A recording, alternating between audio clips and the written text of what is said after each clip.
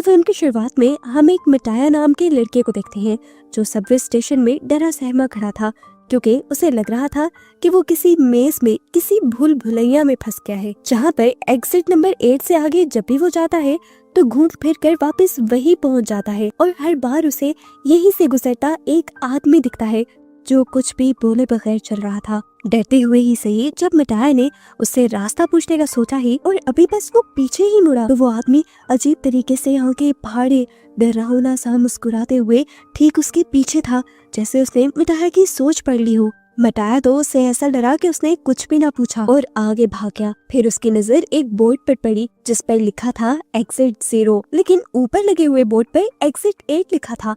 उसे ये बात अजीब लगी। एक बार, 2 बार, यहाँ तक कि 100 बार उसने यहाँ से निकलने का रास्ता ढूंढा। हर रास्ता ऐसे बंद था जैसे दरवाजे शो पीस हो। बार बार वो इसी भूल भुलैया में घूमता रहा। उसने इमरजेंसी कॉल करने की भी कोशिश की पर एग्जिट के सभी इंटरकॉम काम नहीं कर रहे थे और उसके अपने फोन में भी किसी किस्म के सिग्नल नहीं थे। अब वो उकता गया, वहीं खड़ा हो गया। उसने दीवार पर लगी एक पिक्चर को गौर से देखा जहाँ अजीब से लूप में चूंटियां फंसी हुई थी और बिल्कुल उसी की तरह मंजिल ढूंढने की कोशिश कर रही थी, लेकिन ना उस लूप की मंजिल थी और ना ही मिटाया को मंजिल मिल रही थी। इस पिक्चर और ख्याल ने मिटाया को ये कंफर्म कर दिया कि वो ऐसे ही एक लूप में फंस गया है और अब कभी बाहर नहीं निकल सकेगा। अभी वो यही सब सोच ही रहा था कि अजीबोगरीब तरीके से ऊपर एग्जिट 8 वाले बोर्ड में से खून निकलकर उसके मुंह पर गिरना शुरू हो गया। वो इतना ज्यादा डर गया कि आगे भागने के बजाय उसने पीछे की तरफ भागना शुरू कर दिया और यहाँ शॉकिंगली उसे एक बहुत बड़ा चेंज देखने को मिला। पहले जिस बोर्ड पर एग्जिट 0 लिखा हुआ था, अब उस बोर्ड पर एग्जिट 1 लिखा था, लेकिन बाकी सारी यहाँ की चीजें सेम थी। इसी बोर्ड पर कुछ हिंट्स भी लिखे हुए थे जिसमें से एक था कि गौर करो, अगर कुछ भी पहले से बदला हुआ दिखे या एबनॉर्मल दिखे तो फौरन पीछे की तरफ भाग जाना, और अगर तुम्हें कुछ भी एबनॉर्मल या चेंज हुआ ना दिखे तो पहले की तरह ही एग्जिट 8 की तरफ बढ़ते रहना। मियाटा समझ जाता है कि उस टाइम उस रेड लिक्विड का गिरना एबनॉर्मलिटी थी। वो डर कर जो पीछे भागा, इसी वजह से वो 0 से एग्जिट 1 तक आ गया। ये सब सोचते हुए उसके अंदर एक उम्मीद जागी कि वो जल्द ही यहाँ से बाहर निकल सकता है। वो अब दोबारा एग्जिट 8 की तरफ बढ़ा। उसे कुछ चेंज नहीं लगा तो आगे बढ़ता रहा और जब एग्जिट 0 वाले बोर्ड तक पहुंचा तो शॉक रह गया। जहाँ पहले एग्जिट 1 लिखा आ रहा था वो वापस 0 हो गया था। मतलब उसने कुछ गलत किया था।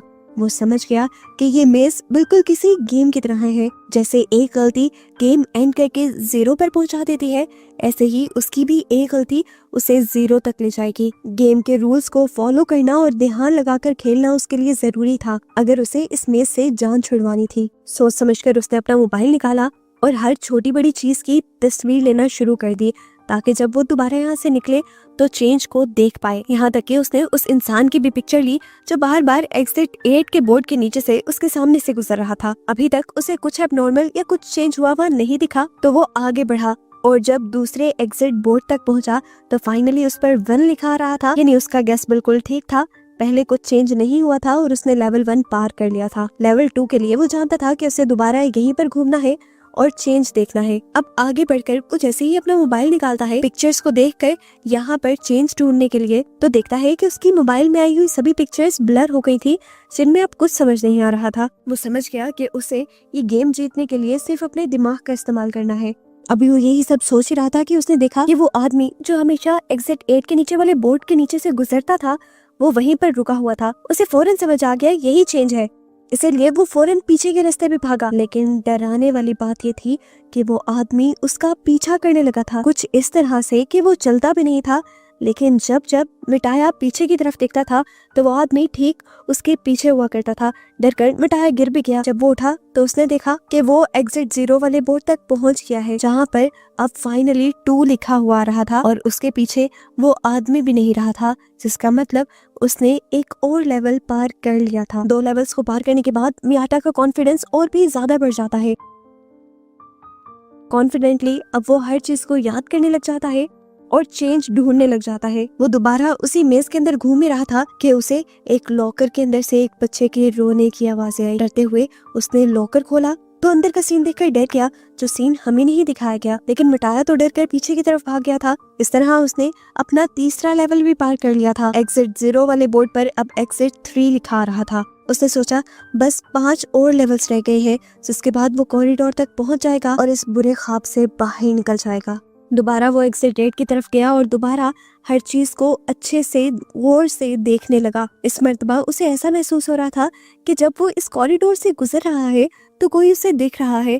उसने पिक्चर्स पर गौर किया तो पिक्चर्स में मौजूद लोग आंखें घुमा घुमा कर उसे देख रहे थे। उसने इस चीज को एक्सपीरियंस किया और जल्दी से दोबारा पीछे की तरफ भागा और फाइनली एग्जिट बोर्ड 0 एग्जिट 4 के बोर्ड में चेंज हो गया, जिसका मतलब था कि उसने 4 लेवल पार कर लिए हैं।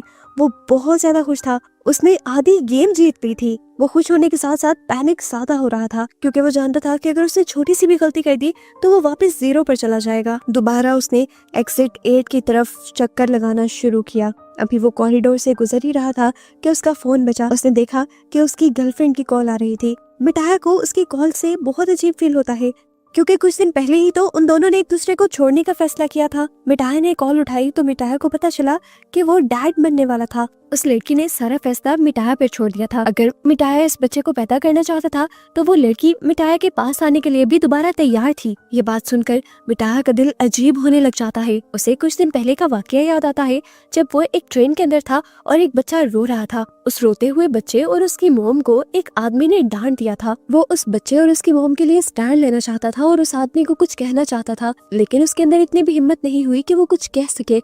अब वो अपने बेटे की एक पूरे बच्चे की जिम्मेदारी कैसे ले सकता था? वो कंफ्यूज होकर रह गया था। इसी टाइम पर उसने कॉल भी कट कर दी और कॉल कट होते ही वो एग्जिट बोर्ड जो पहले 4 पे आ गया था वो दोबारा से 0 पे हो गया। दरअसल उसने एक बहुत बड़ी गलती कर दी थी।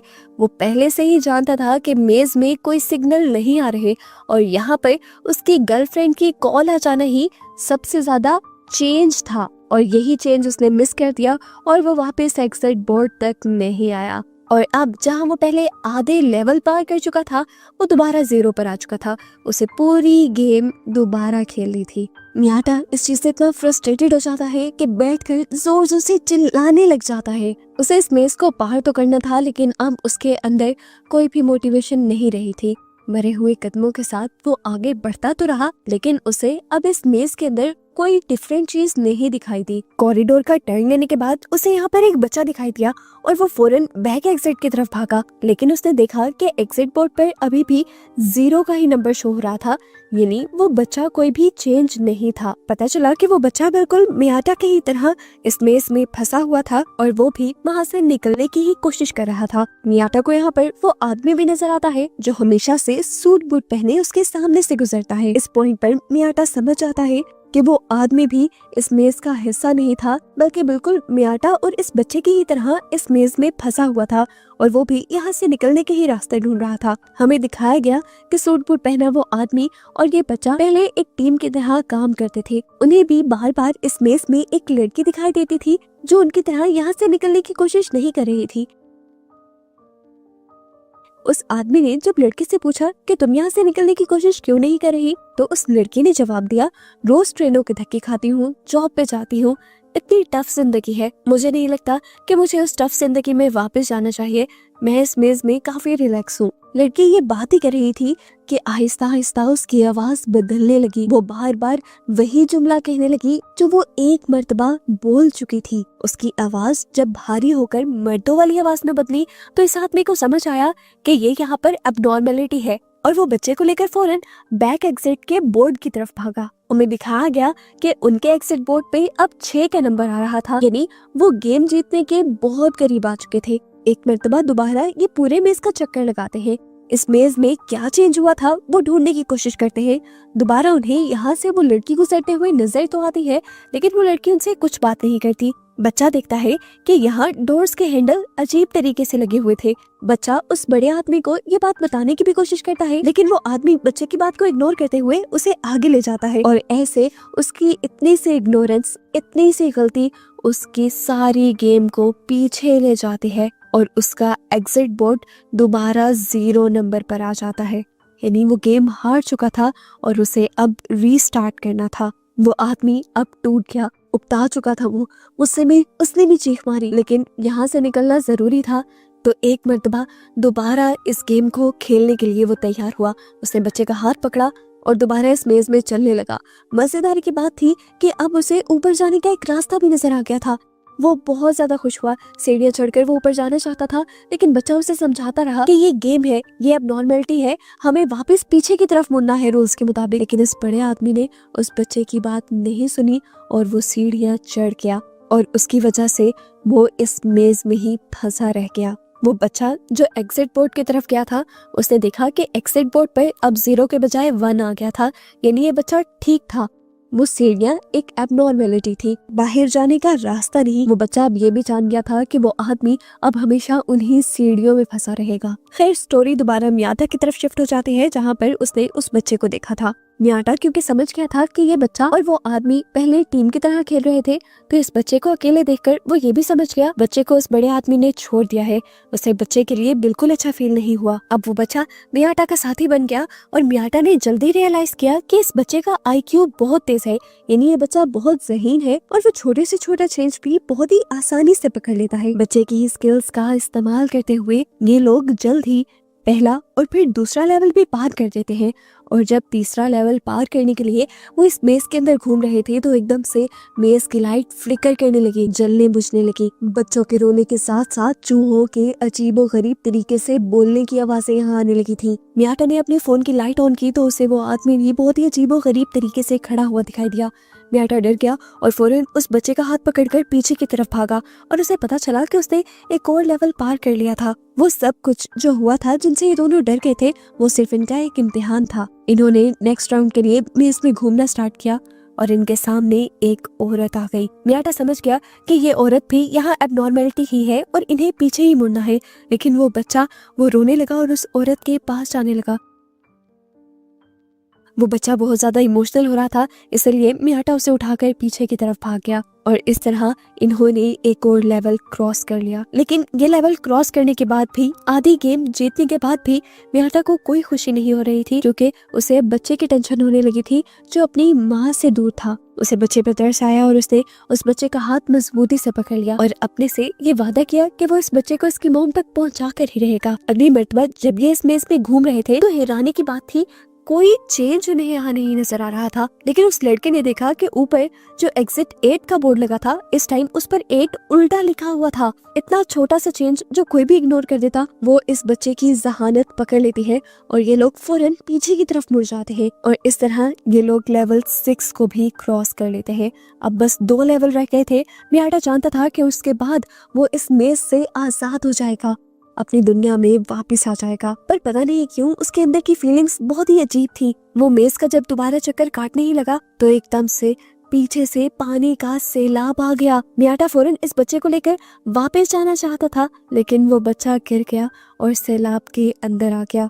मियाटा खुद आगे नहीं बढ़ा, वो उस बच्चे को बचाने के लिए पानी के अंदर चला गया और पानी के अंदर जाते ही मियाटा की तो जैसे दुनिया ही बदल गई। उसे अजीबो गरीब सा वियन आने लगा और उसने अपने आप को बीच के पास देखा, जहां उसने देखा कि उसके साथ उसकी दोस्त थी और ये बच्चा जो इस टाइम उसके साथ मेज में था, वो उसकी फैमिली, उसके बेटे के तौर पर उसे नजर आ रहा था। यहाँ पर वो इस बच्चे के साथ बहुत एंजॉय कर रहा था और इस टाइम पर उसे एहसास हुआ कि बाप होना कोई बर्डन नहीं होता, बल्कि ये एक बहुत ही खूबसूरत एहसास और बहुत ही खूबसूरत रिश्ता है। इससे पहले कि वो कुछ और सोच पाता, उसकी बॉडी में बहुत शदीद दर्द होता है और वो रियलिटी में वापस आ जाता है। मियाटा खुद और वो बच्चा अभी तक पानी में फंसा हुआ था। मियाटा अपनी पूरी ताकत लगाता है, उस बच्चे को उठा लेता है और उस पानी से ऊपर रखने की कोशिश करता है। उसने बच्चे को एग्जिट 8 के बोर्ड के ऊपर लटका दिया था और खुद वो पानी के बहाव के साथ बहता हुआ चला गया। सीन कट हुआ और कुछ देर बाद का सीन दिखाया गया। वो छोटा बच्चा जब जागा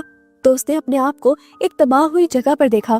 वो बच्चा वापस पीछे की तरफ मुड़ गया। हैरानी की बात थी, उस बच्चे को अभी भी सारे रास्ते और रूल्स याद थे और जब वो पीछे की तरफ मुड़ा तो अब एग्जिट बोर्ड पर 7 का नंबर नजर आ रहा था, यानी इन लोगों ने एक और लेवल पार कर लिया था। वो बच्चा जानता था कि अब बस आखिरी लेवल रह गया है जिसे उसे पार करना है, लेकिन अब उसके साथ मियाटा नहीं है। दूसरी तरफ हमें दिखाया गया कि मियाटा भी फाइनल लेवल तक यानी लेवल 8 तक पहुंच गया था। वो हैरान हुआ, खुश नहीं। उसे समझ नहीं आई कि क्या ये उसकी जीत है या ट्रैप है। उसे अब आगे की सीढ़ियां साफ नजर आ रही थी और उन सीढ़ियों पर अब लोग भी चल रहे थे। वो कंफ्यूज था कि वो पीछे जाए या आगे चला जाए। कंफ्यूज होते हुए वो आगे बढ़ा और उसने अपने फोन से अपनी फ्रेंड को भी कॉल मिलाई। अब उसके फोन में सिग्नल्स भी आ गए थे, यानी उसे लग रहा था कि वो असल वर्ल्ड में आ चुका है। वो इस मेज से फाइनली आजाद हो गया है। उसकी फ्रेंड जब कॉल उठाती है तो म्याटा कहता है कि मैं इस रिस्पॉन्सिबिलिटी को लेने के लिए तैयार हूँ। म्याटा को रियलाइज हो गया था कि वो एक फादर बनने के लिए तैयार है। म्याटा अब मेट्रो के अंदर चला जाता है, लेकिन ये अजीब बात यह होती है कि म्याटा को इस मेट्रो के अंदर सारी चीजें ऐसी नजर आती हैं जैसे वो पहले इन सारी चीजों को देख चुका हो। कुछ ही देर में यहाँ पर एक बच्चा रोता है और एक आदमी उस बच्चे और उसकी माँ को डांटने लग जाता है। ये वही सीन है जो मूवी में पहले हम म्याटा की सोच में देख चुके हैं। म्याटा ने इधर उधर लोगों को देखा, वो सारे लोग अजीब थे, अपने फोन में बिजी थे और यहाँ म्याटा का दिल टूट गया। वो समझ गया कि इस मर्तबा भी वो गेम के ट्रैप में फंस गया था। उसने तो नंबर 6 के बाद नंबर 7 क्लियर किया ही नहीं था और ये सब भी एक ट्रैप था। वो एक लूप में फंस चुका था और उसने बहुत बड़ी गलती कर दी थी। एबनॉर्मलिटी देखकर वो एग्जिट बोर्ड की तरफ वापस नहीं गया बल्कि आगे बढ़ता रहा और इस तरह अब वो दोबारा उसी लूप में फंस गया है जिसमें से वो निकलना चाह रहा था। और बस उसी को दिखाते हुए ये मूवी इस मिस्ट्री के साथ यहाँ खत्म हो जाती है कि क्या म्याटा आजाद हुआ भी है या उसी मेज के अंदर फंसा रह गया है।